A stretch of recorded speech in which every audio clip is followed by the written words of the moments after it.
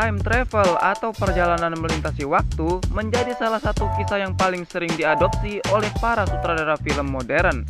Dilansir dari space.com, terdapat setidaknya 400 film yang memuat kata time travel dalam judulnya. Berbagai film tersebut menjual cerita mengenai perjalanan waktu dengan berbagai versinya tersendiri. Nah, pertanyaannya nih, apa penjelasan yang paling masuk akal?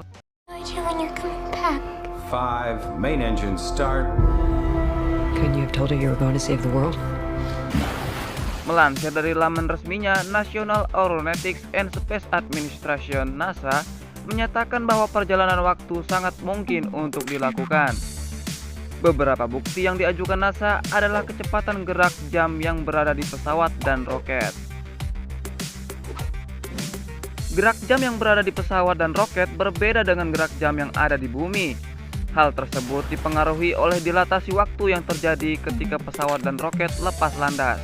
Nah, singkatnya, teori perjalanan waktu yang terjadi di film bisa saja terjadi di dunia nyata. Lebih lanjut, NASA sendiri mempunyai peralatan yang memungkinkan manusia merasakan perjalanan waktu. Alat tersebut bukanlah mesin waktu, melainkan teleskop. Think bigger than that. I'm thinking about my family. Teleskop NASA yang biasa digunakan untuk melihat bintang ternyata memiliki cara kerja yang sama dengan perjalanan waktu. Cahaya bintang yang berada sangat jauh dari bumi memerlukan jutaan tahun untuk bisa sampai ke bumi. Oleh karena itu, bintang yang dilihat dengan menggunakan teleskop NASA merupakan bintang yang sama, tetapi berada pada masa lalu. Yang artinya, meneropong angkasa dengan menggunakan teleskop NASA sama halnya dengan meneropong masa lalu yang berada jutaan tahun di belakang manusia. Secara saintifik, perjalanan waktu dapat dijelaskan dengan teori relativitas Albert Einstein. Rage against the tide of the light. Yes, you are. Menurut Einstein, ruang dan waktu sebenarnya saling terhubung. Selain itu, Einstein juga menjelaskan bahwa waktu di bumi memiliki batas. Tidak ada yang bisa bergerak lebih cepat daripada kecepatan cahaya, yakni 186.000 mil per detik. We always have.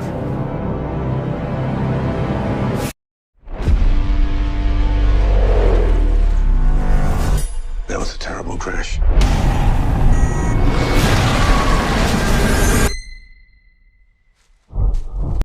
Dalam konteks perjalanan waktu, teori Einstein tersebut bermakna satu hal. Semakin cepat manusia bergerak, semakin lambat pula waktu yang bekerja padanya. Teori Einstein ini telah diuji coba oleh beberapa ilmuwan fisika. Hasilnya pun menunjukkan bahwa teori tersebut terbukti bisa dilakukan. Salah satunya adalah pengujian yang tercatat dalam Young Scientist Journal, penelitian yang melakukan pemodelan miniatur black hole. Our solar system can help us. 9. Salah satu entitas di alam semesta yang mampu mewujudkan fantasi perjalanan waktu, bahwa perjalanan waktu mungkin untuk dilakukan. Hanya saja pengujian yang terbatas itu baru sampai pada kesimpulan bahwa perjalanan waktu masuk akal untuk dilakukan secara teori dan dalam skala mikro saja. NASA juga pernah melakukan percobaan terkait dengan time travel. Go gentle into that good night. Old age should. Dilansir dari laman resminya NASA, NASA juga mencoba menghitung kecepatan gerak waktu yang terjadi di bumi dengan pesawat terbang. Percobaan tersebut menunjukkan bahwa waktu berjalan lebih lambat di pesawat daripada di bumi. Mengacu pada teori relativitas Einstein, hal tersebut terjadi karena pesawat bergerak lebih cepat. Instead, you want to make sure your children feel safe. 1. I'm coming back. Nah, kamu pernah nonton film Interstellar nggak? Di film hasil garapan sutradara Christopher Nolan yang satu ini menceritakan tentang tim penjelajah antar galaksi yang harus melewati lubang cacing dan terjebak di dimensi waktu ruang angkasa dalam upaya untuk menjamin kelangsungan hidup umat manusia di planet bumi. Jika kamu sangat gemar dengan teori-teori penjelajah waktu, mungkin cerita Interstellar sangat tepat. Dengan penjelasan dan teori-teori konspirasi yang ada di dalamnya, rasa penasaranmu mungkin akan sedikit terobati.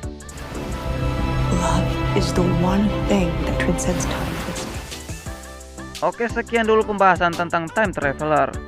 Jika kamu suka dengan video ini, jangan lupa tekan tombol like dan subscribe-nya ya guys. Saya Umang pamit undur diri, dan sampai jumpa di video selanjutnya.